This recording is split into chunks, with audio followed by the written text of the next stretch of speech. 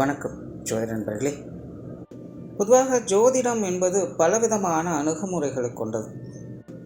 இது ஒரு கடல் மாதிரி பல விஷயங்களையும் உள்ளடக்கியதாக இருக்கும். அதனால தான் ஜோதிடத்தில் ஒவ்வொரு விஷயங்களையும் சரி, ஒவ்வொரு அமைப்புகளையும் சரி முக்கியமாக பார்க்கப்படும். அதாவது ஒரு ஜாதக கட்டம் என்பது பிறந்த தேதி மற்றும் நேர அடிப்படையில் உருவாக்கக்கூடியது. இதில் பிறந்த தேதி அப்படிங்கிறது நம்மளுடைய ஜென்ம ராசி, ஜென்ம நட்சத்திரத்தை சொல்லும்.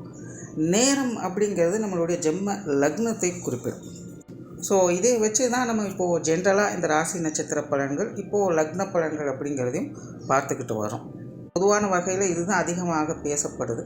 ஆனால் ஜோதிடத்தை பொறுத்த வரைக்கும் கிரக அமைப்புகள் தான் ரொம்ப ரொம்ப முக்கியம். இங்கே வந்து ஜஸ்ட்டு தேதி மற்றும் நேரத்தோடு நிற்கிறது இல்லை, மாதம் மற்றும் வருடம் அப்படிங்கிற அமைப்புகளும் உடன் இருக்கத்தான் செய்யுது.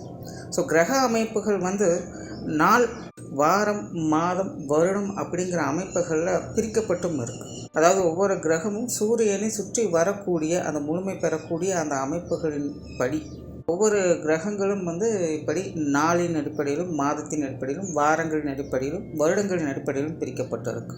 பட் இதில் பிரதானமாக பொதுவான வகையில் எல்லாருக்கும் தெரிஞ்சிருக்கிற இந்த ராசி நட்சத்திர அமைப்புகள் மற்றும் இப்போதைக்கு லக்ன அமைப்புகள் அப்படிங்கிறது கூடுதலாக தெரிஞ்சுக்கிட்டு இருக்கும்.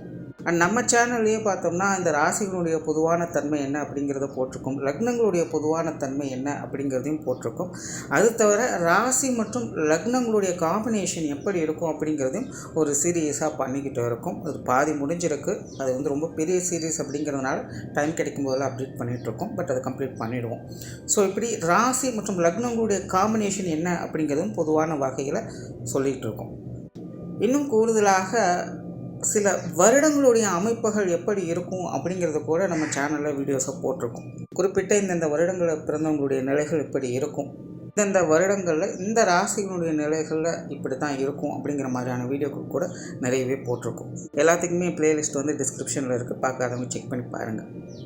அந்த வரிசையில் இனி மாதங்களுடைய அமைப்புகள் எப்படி அப்படிங்கிறத பற்றி தான் பார்க்க போகிறோம். பொதுவாக இந்த ஜோதிடத்தை பொறுத்த வரைக்கும் மாதம் அப்படிங்கிறது ரொம்ப ரொம்ப முக்கியம். பட் அது பெரிதாக யாரும் கண்டுகொள்றதில்லை. ஏன் அப்படின்னா, மாதம் அப்படிங்கிறது சூரியனுடைய அமைப்பை வச்சு சொல்லக்கூடியது. இங்கே சூரியன் தான் எல்லாத்துக்குமே பிரதானம். சூரியனை மையமாக வச்சு தான் எல்லா கிரகங்களுமே இங்கே சுற்றி வந்துக்கிட்டு இருக்குது. அப்போ இந்த சூரியன் பாயிண்ட் பண்ணக்கூடிய இந்த மாதம் அப்படிங்கிறது ரொம்ப ரொம்ப முக்கியமானது. அப்படி இந்தந்த மாதங்களில் பிறந்தவங்களுடைய வாழ்க்கை நிலை பொதுவான வகையில் இப்படித்தான் இருக்கும் அப்படிங்கிறதும் ஒரு பொதுவான கருத்துக்கள் இருக்குது. அது என்னென்ன அப்படிங்கிறத பற்றி தான் இந்த பதிவுகளை நம்ம பார்க்க போகிறோம். பட் மாதம் அப்படின்னு வரும்பொழுது எனக்கு சில கன்ஃபியூஷன்ஸ் இருக்குது. என்னென்னா, பெரும்பாலான மக்களுக்கு தெரிஞ்சது ஆங்கில மாதம் தான். பட் ஜோதிடம் பிரதானமாக செயல்படுறது இந்த தமிழ் மாதங்களை வச்சு தான். அதாவது சூரியன் ஒவ்வொரு ராசிக்குள்ளேயும் 30 நாட்கள் இருக்கும். அந்த கால அளவை தான் தமிழ் மாதங்களாக வகுத்து வச்சாங்க. ஆக்சுவலாக சூரியன் எந்த ஒரு கிரகங்களையும் சுற்றி வட்டாது, பூமி தான் சூரியனை சுற்றி வந்துக்கிட்டு இருக்கும். பட் பூமியில் இருந்து பார்க்கும் பொழுது சூரியன் பூமியை சுற்றி வர மாதிரி ஒரு தோற்றம் கிடைக்கும். அப்படித்தான் 12 மாதங்கள் அப்படிங்கிறது ஒவ்வொரு ராசியின் அடிப்படையில் அது மாறிக்கிட்டு வரும்.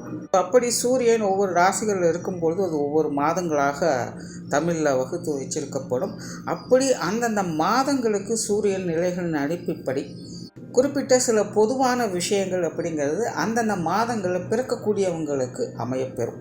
பட் நம்ம எல்லாத்துக்குமே ஃபெமிலியராக இருக்கிறது ஆங்கில மாதம் தான். இன்னும் நிறைய பேருக்கு தமிழ் மாதங்களுடைய பெயர்கள் கூட என்ன அப்படிங்கிறது தெரியாது. அதுதான் நிதர்சனம். தமிழ் மாதத்துக்கும் ஆங்கில மாதத்திற்கும் கிட்டத்தட்ட 15 நாட்கள் வித்தியாசம் இருக்கும். பட் எல்லாத்துக்கும் ஃபெமிலியராக இருக்கிறது ஆங்கில மாதம் அப்படிங்கிறதுனால இந்த மாத பதிவுகளை 2ஆக பிரித்து போடுவேன். அதாவது ஒவ்வொரு மாதத்திற்குமே 2 பதிவுகள் வரும். அதாவது ஆங்கில மாதப்படி முதல் 15 நாட்கள் ஒரு பலன் இருக்கும், 2வது 15 நாட்கள் இன்னொரு பலன்கள் அப்படிங்கிற மாதிரி வரும். பட் அது ரெண்டுக்குமே நிறைய வேரியேஷன்ஸ் அப்படிங்கிறதும் இருக்கும். அண்ட் எப்பவும் சொல்லக்கூடிய விஷயம்தான் இங்கே சொல்லக்கூடிய விஷயங்கள் எல்லாமே பொதுவான வகையில் அவங்களுடைய லைஃப்பில் க்ராஸ் பண்ணி வரக்கூடிய விஷயங்களாக அது இருக்கும். அவங்களுடைய லைஃப்பில் ஒரு முறையாவது இந்த மாதிரியான சமாச்சாரங்களை அவங்க அனுபவிக்க வேண்டியதாக இருக்கும். அப்படி ஒவ்வொரு மாதத்திற்கும் என்ன மாதிரியான பொது பலன்கள் இருக்குது அப்படிங்கிறத மேற்கொண்டு பார்க்கலாம்.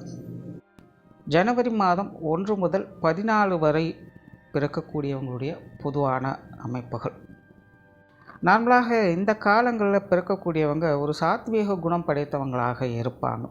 ரொம்பவுமே பொறுமைசாலிகள், அமைதி, நிதானம், மகிழ்ச்சி, சந்தோஷம் போன்ற விஷயங்களை வெளிப்படுத்தக்கூடியவங்களாக இருப்பாங்க. இவங்களை பொறுத்த வரைக்கும் வாழ்க்கை வாழ்வதற்கே அப்படிங்கிற சித்தாந்தத்தில் தான் இருப்பாங்க. பட் அதற்காக இவங்க தான் தோன்றித்தனமாக ஆடி பாடி குதிக்கிறதெல்லாம் கிடையாது. என் இஷ்டத்துக்கு நான் என்ன வேணாலும் செய்வேன், நான் வாழ்க்கையை அனுபவிக்கிறேன் அப்படிங்கிற மைண்ட் செட்டெல்லாம் கிடையாது. இயற்கையோடு ஒன்றுபட்டு வாழக்கூடிய நிலைகளை உணர்ந்து செயல்படக்கூடியவங்க. இவங்களுடைய வாழ்க்கை முறையே பார்த்திங்கன்னா பெரும்பாலும் ஃப்ளெக்சிபிலிட்டியாக தான் இருக்கும். ஒரு நதி போல் போகிற இடத்த புரிஞ்சுக்கிட்டு அனுசரித்து அதுக்கு தகுந்த மாதிரி வளைந்து நெளிந்து கொடுத்து போகக்கூடிய அமைப்புகள் இவங்ககிட்ட இயற்கையாகவே இருக்கும். ஒரு கஷ்டமான சூழ்நிலைகள் கூட ரொம்பவுமே சிம்பிளாக ஹேண்டில் பண்ணக்கூடிய குணம் இவங்ககிட்ட இயற்கையாகவே இருக்கும். அதே போல் இவங்களை ஒரு ஆன்மீக பலம் பொருந்தியவர்கள் அப்படின்னு சொல்லலாம். ஒரு விதமான உள்ளுணர்வு அப்படிங்கிறது இவங்ககிட்ட எப்போவுமே வேலை செஞ்சுக்கிட்டே இருக்கும். உள் உணர்வுகளுக்கு அதிக முக்கியத்துவம் கொடுக்கக்கூடியவங்க, அதனை கையாள தெரிந்தவர்கள் அப்படின்னு கூட சொல்லலாம். லைஃப்பை பெரும்பாலான நிலைகளில் பேலன்ஸ்டோடு தான் இவங்க கொண்டுட்டு போவாங்க. ரொம்பவுமே ஆட்டம் பாட்டம் கொண்டாட்டம் அப்படிங்கிற நிலைகளும் இவங்களுக்கு செட் ஆகாது. அதே போல் ரொம்பவுமே வருத்தம், சோகம், கவலை இது போன்ற நிலைகளும் இவங்களுக்கு செட் ஆகாது. ஒரு அமைதியான ஆனந்தமான சூழ்நிலைகளை மட்டுமே அதிகம் விரும்பக்கூடியவங்க, அதை நோக்கி போகக்கூடியவங்க. பெரும்பாலான இவங்களுடைய வாழ்க்கை நிலை கிட்டத்தட்ட அப்படித்தான் இருக்கும். அதாவது மற்ற அமைப்புகளின்படி இவங்களுடைய வாழ்க்கை நிலை அப்படிங்கிறது நல்லபடியாகவும் இருக்கலாம், மோசமானதாகவும் இருக்கலாம். ஆனால் தனிப்பட்ட முறையில் இவங்களுடைய உணர்வுகளானது அதுக்கெல்லாம் பெருசாக சட்டை பண்ணி கொள்ளாது. எது நடந்தாலுமே அதை அமைதியாக பொறுமையாக உணர்ந்து அதை ஹேண்டில் பண்ணக்கூடிய திறன் அப்படிங்கிறது இவங்களுக்கு இயற்கையாகவே உண்டு. நார்மலாகவே இவங்க கொஞ்சம் சுகப்பிரியர்கள். கஷ்ட காலங்களில் கூட சந்தோஷமாக இருப்பது எப்படி அப்படிங்கிறது இவங்களுக்கு தான் தெரியும். அதே போல் இந்த காலங்களில் பிறக்கக்கூடியவங்க இந்த கலை சம்பந்தப்பட்ட விஷயங்கள் அல்லது கல்வி கேள்விகளில் வித்தகர்களாக இருந்து வருவாங்க.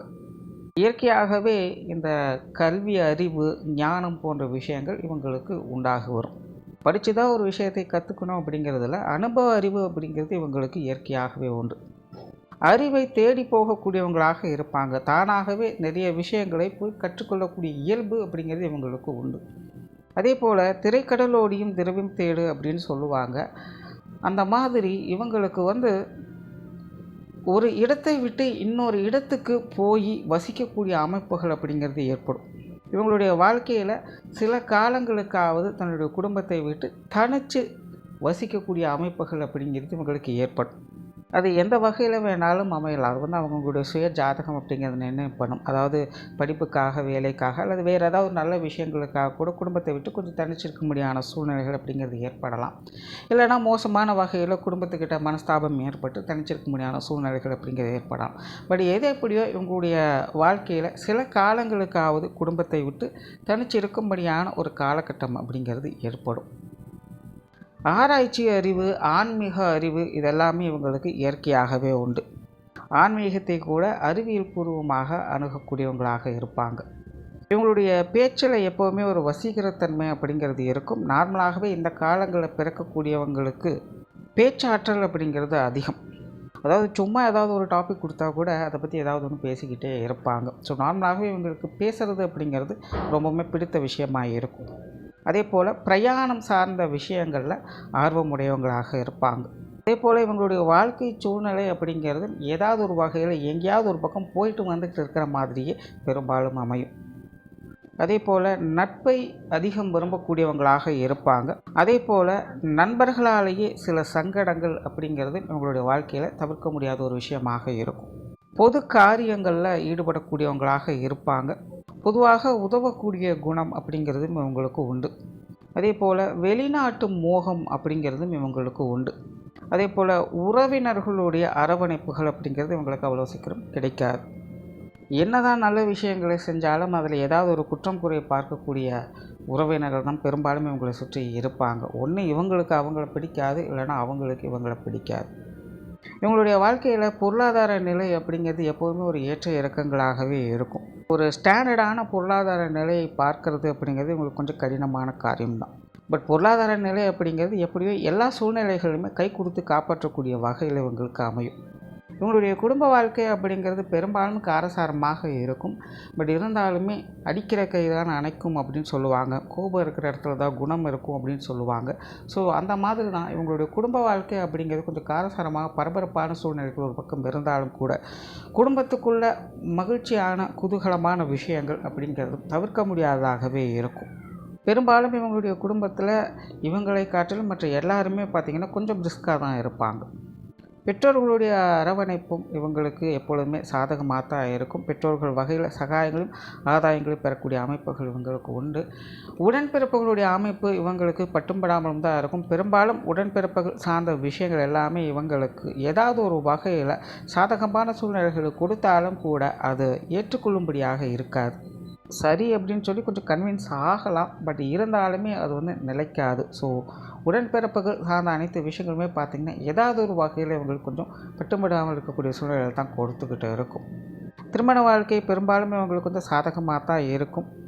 வாழ்க்கை துணையின் ஆதரவுகளை பெறக்கூடிய அமைப்புகள் இவங்களுக்கு உண்டு. இவங்களுடைய காரியங்களுக்கு அவங்க கொஞ்சம் உறுதுணையாக இருந்து வருவாங்க. பெரும்பாலும் ஒரு சப்போர்ட்ஃபுல்லான வாழ்க்கை துணையை எதிர்பார்க்கலாம்.